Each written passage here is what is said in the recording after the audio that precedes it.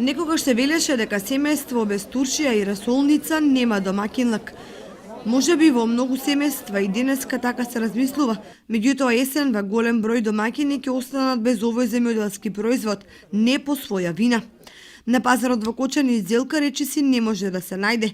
На неколкуте места каде што се продаваше незината цена беше за неверување, дури 30 денари за килограм. За ланските години џабе, например, поскапа е. Од ланските години многу имаше и затова беше помалку цената. А сега вај година нема, многу е расипана зелката и затова се качи цената.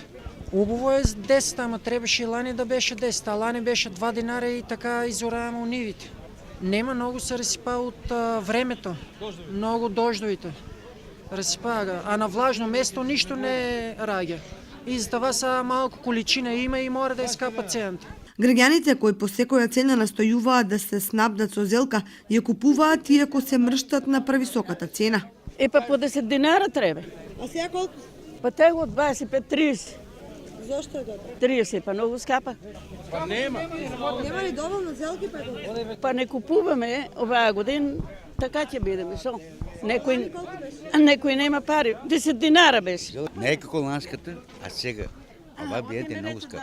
Земјоделците велат дека врнежите и поплавите буквално ја уништиле зелката, па затоа сега се јавува недостиг, а цените вртоглаво растат.